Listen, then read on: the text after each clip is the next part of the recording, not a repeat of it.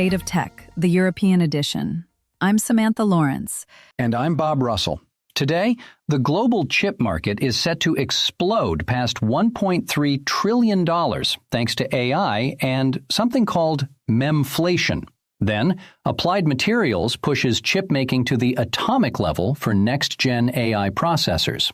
A Chinese robotics firm raises $150 million to build out its embodied AI platform worldwide. A new secure platform for AI in healthcare launches in the U.S. with big implications for Europe.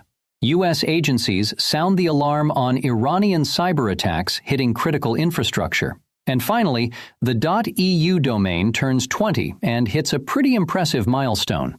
Let's start with the semiconductor surge. So Gartner just dropped a forecast that is genuinely staggering.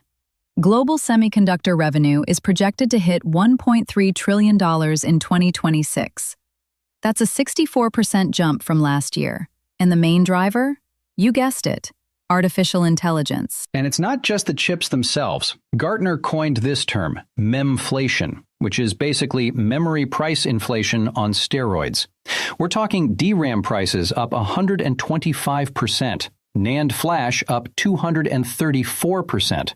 Those are not typos. The demand for AI processing power is so intense that it's dragging memory prices through the roof. Right. And AI semiconductors alone are expected to make up about 30% of total semiconductor revenue this year. Hyperscalers, your Amazons, your Googles, your Microsofts, are pumping over 50% more investment into AI infrastructure compared to last year. Which sounds great if you're selling chips. But if you're buying them for anything other than AI, you're getting squeezed. Non-AI demand is being impacted because all these resources and all this pricing pressure is flowing toward AI workloads. And that's where Europe really needs to pay attention. The European Chips Act was supposed to help the continent build resilience in semiconductor supply chains. But when memory prices double or triple in a single year, that hits European manufacturers hard.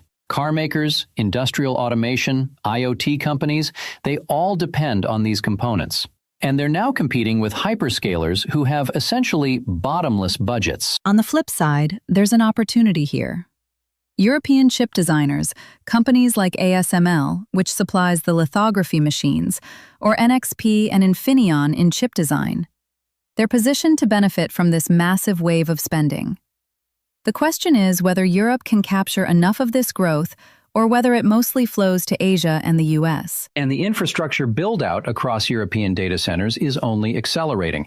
So the demand side is real here too. Europe is both a customer and a potential beneficiary of this trillion-dollar wave. The challenge is making sure it's more of the latter. Sticking with semiconductors, but zooming in, way in. Applied Materials just unveiled 2 new deposition systems that operate at the atomic level. We're talking about building transistors at 2 nanometers and beyond. To put that in perspective, a human hair is roughly 80,000 nanometers wide. We're now engineering features so small that we're manipulating individual layers of atoms. These new systems are designed for gate-all-around transistors, GAA, which are the next leap beyond the FinFET architecture that's been dominant for over a decade. And the reason this matters for AI specifically is scale. Next-generation AI GPUs are expected to pack over 300 billion transistors onto a single chip. You simply cannot do that without this kind of atomic precision. The complexity jump from FinFET to GAA is enormous. These transistors wrap the gate material around the channel on all sides, which gives much better control over electrical current. That means better performance per watt, which is exactly what AI workloads need, because power consumption in data centers is becoming a real bottleneck. Now for Europe. This connects directly to the European Chips Act ambitions. The EU wants to double its share of global chip production to 20% by 2030. But you can't do that without access to cutting-edge manufacturing tools like these. European foundries and chip designers need this technology to stay competitive. If TSMC and Samsung are building at 2 nanometers with these tools, European fabs need them too. Intel's facility plans in Germany and Ireland depend on exactly this kind of equipment pipeline.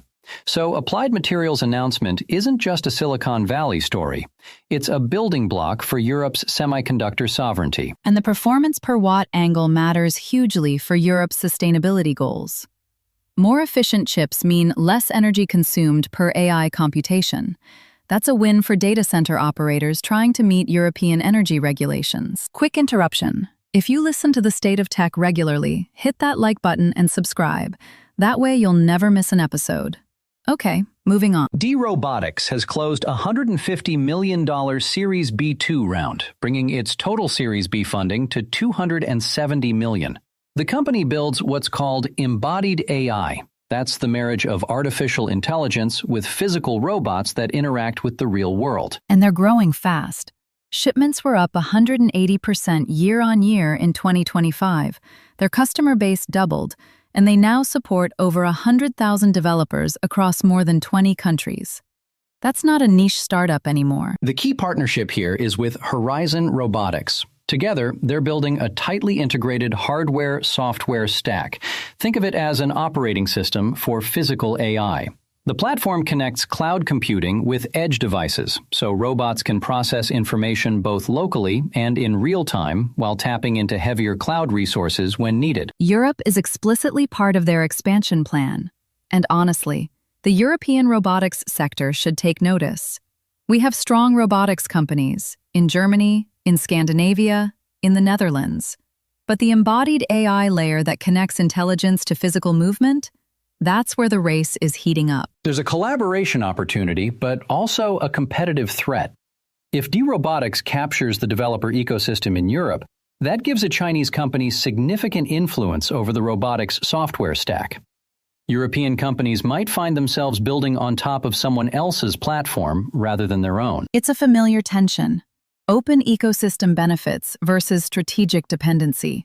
Something European policymakers are increasingly aware of, especially when it comes to AI infrastructure from non-EU companies. UNC Chapel Hill and UNC Health have launched something called Shire, the Secure Health Informatics Research Environment. It's a cloud-based platform that lets researchers develop AI models using real-world clinical data from electronic health records. The key word here is secure. This isn't just about building better predictive models for patient care, though it does that. It's about doing it within a framework of rigorous privacy safeguards and responsible AI principles. The platform is designed from the ground up with data protection baked in. And this is where European ears should perk up. Healthcare AI is one of the most promising applications of the technology, but it's also one of the most sensitive. Patient data is about as personal as it gets. Europe has GDPR, which sets an extremely high bar for how health data can be used.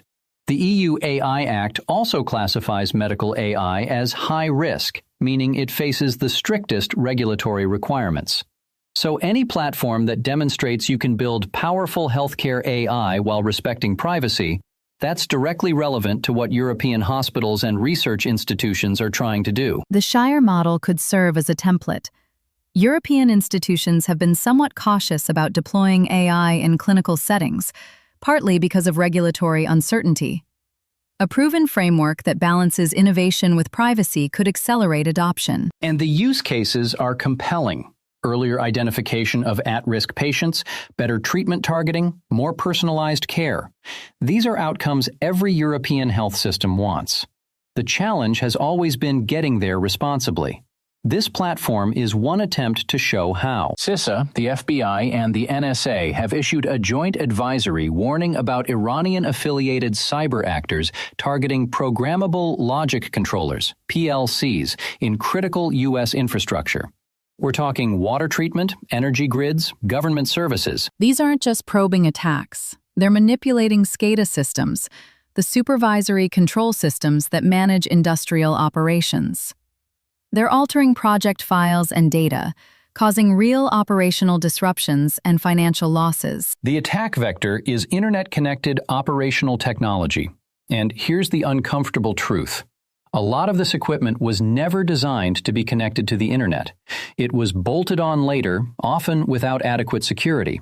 These actors are exploiting exactly that gap. Now, this advisory is about U.S. infrastructure, but the threat landscape is absolutely shared with Europe. European energy grids, water systems, and industrial facilities use very similar technology stacks. Many use the same PLC manufacturers, the same SCADA platforms. European critical infrastructure operators should be treating this advisory as directly applicable. The tactics, techniques, and procedures described, they translate across borders. If Iranian APT groups are targeting American water systems, there's no reason to assume European ones are exempt. And Europe has its own regulatory framework tightening here. The NIS2 directive, which expanded cybersecurity requirements for essential services, is now in effect. This kind of advisory is exactly the intelligence that NIS2 compliance teams should be acting on immediately. The broader point is that cybersecurity for operational technology is still dangerously underfunded compared to IT security. And as geopolitical tensions continue, critical infrastructure becomes an increasingly attractive target. Europe needs to close that gap faster. Let's end on something a little lighter. The .eu domain just turned 20, and it's hit 3.8 million active registrations. Not bad for a domain that some people still don't think of first when registering a website. It's actually the fourth most used domain in Europe and ninth globally. And registrations are still growing, over 2% annually. Which might sound modest, but in a market where most legacy top-level domains are flat or declining, that's a healthy trajectory. What I find interesting is the tech behind it. They're now using machine learning for abuse prevention, detecting fraudulent registrations, phishing setups, that sort of thing. So even the domain registry is getting the AI treatment. The bigger story here is really about digital identity. The EU has been pushing hard on tech sovereignty, wanting European businesses and citizens to have a digital presence that's distinctly European, not just defaulting to .com. And it ties into the broader digital single market strategy. If you're a business operating across the EU, a .eu domain signals that you're European. You play by European rules. You respect European values. It's branding, but it's also trust. I'll be honest, 20 years ago, a lot of people dismissed .eu as a vanity project. But nearly 4 million registrations later, with real infrastructure investment and actual growth, it's proven the skeptics wrong.